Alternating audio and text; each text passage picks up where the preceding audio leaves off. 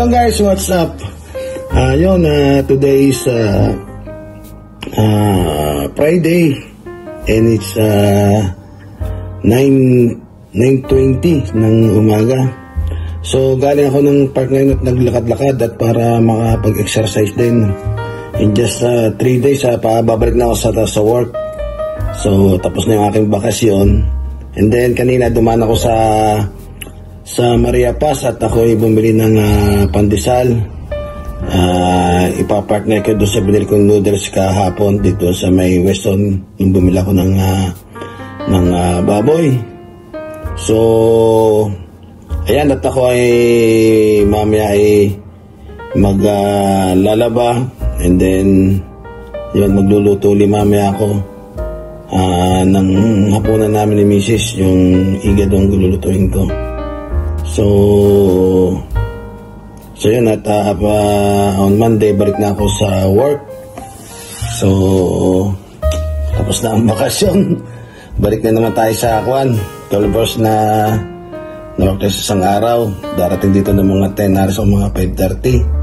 So maraming kaganapan nun. Yung na-enjoy ko naman yung bakasyon ko kahit na dito yung local leave. Hindi na rin nga kami naka-uwi. At sabi ni Mrs. saka na lang daw kami umuwi.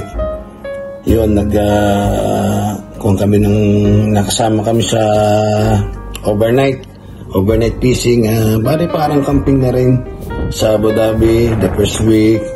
So nag-fishing nag-camping kami doon overnight. So naka 2 days pa sila doon sa Abu Dhabi. So the following week sinundan muna pala yun ng concert ni Bamboo, yung concert dito sa Coca-Cola Arena na isinama kami dito ng mga nananak namin dito sa kasal, pinsan ni Mrs. And ayun, tuwa si Mrs. kasi paborito niya yun. And then sumunod yung birthday ko. Yan, maraming salamat sa bumate. And then sa mga nagpunta, mga co-workers sa Tadawi, sa aking kumpanya, mga kamag-anak, kaibigan, at saka yung mga kalimitan na kasama dito sa Dubai, sa UAE, mga pinsan ni Mrs. Yan, mga friends ba. So ilan nila naman, pero okay naman, masaya din naman at ganun. Mga bisita. Ayun, at so sa isang buwan na yun, dito lang ako sa bahay. And then kami ay nakailang kwan na rin kami na every Wednesday kami naglulubena sa St. Mary's Church. So every Wednesday sa hapon, tinatagpo ko na lang si Mrs. doon. Yun lang kaganapan dito sa aking local leave. So nakapamahinga naman at sana I wish na hindi naman yung pagbalik ko ay medyo sumama yung pakiramdam ko kasi alam ko wala isang buwan na naman kami walang day off nito. So Lord, sana kami ay gabayin ninyo sa aming trabaho at saka nabigyan lakas yung aming mga pasyente hawak namin. So ayun, at abang lakat ako ay may dami pang gagawin dito. Magkakuan pa ako maglalaba. Ayun, lalaba. And then mamaya hapon magluluto ako. Meanwhile, so yun guys, I'm back. Yun, so alas 5 na. At yung nagka-problema pa yung aking padalawang salang na nalaban. So hintayin ko lang si Mrs. Hindi ko alam kung naglolo ko na yung washing machine. So may tubig pa kasi dapat igan-igan na yun So napagluto na rin ako ng igado. Ayan, at hindi ko na pinakatasan yung pagluto. Pero yan, ikakon ko na lang sa iyo yung luto ko. Yung luto na. And then nakapag-saing na rin ako.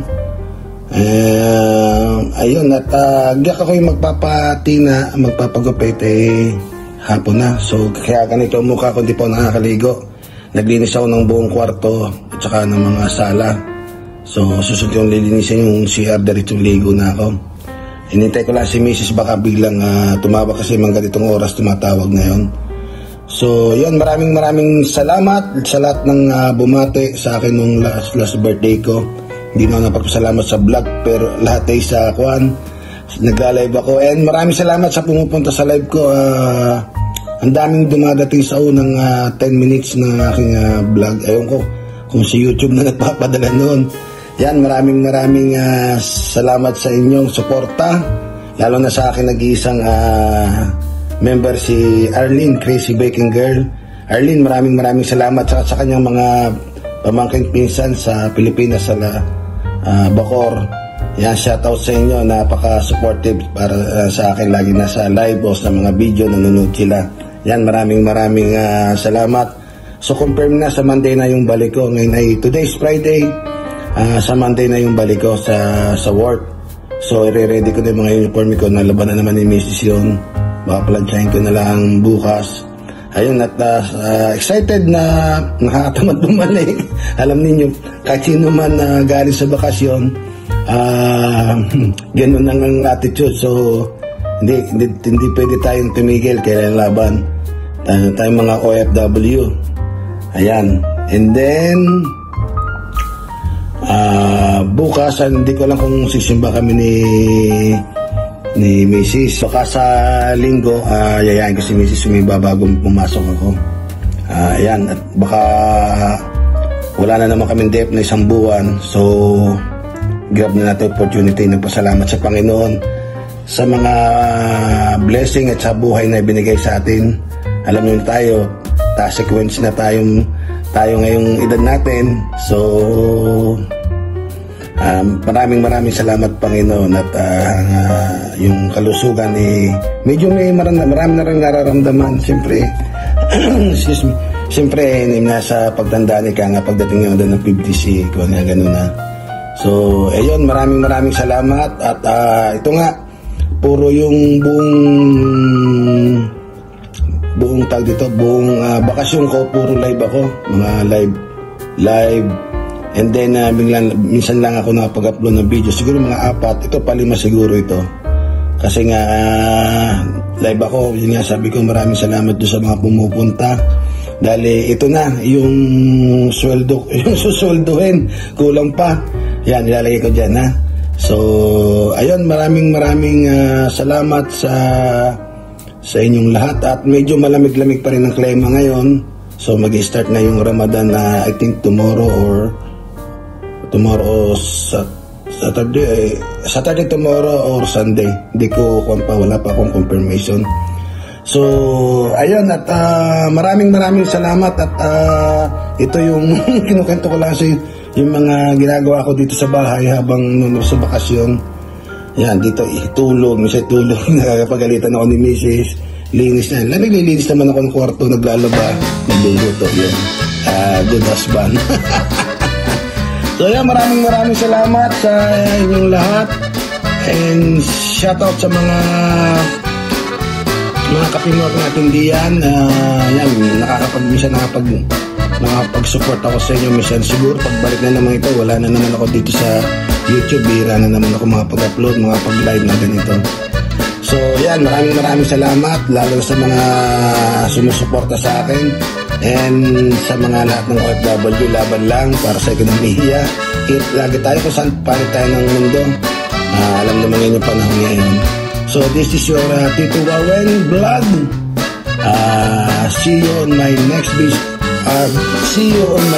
video. God bless you all. Love you all.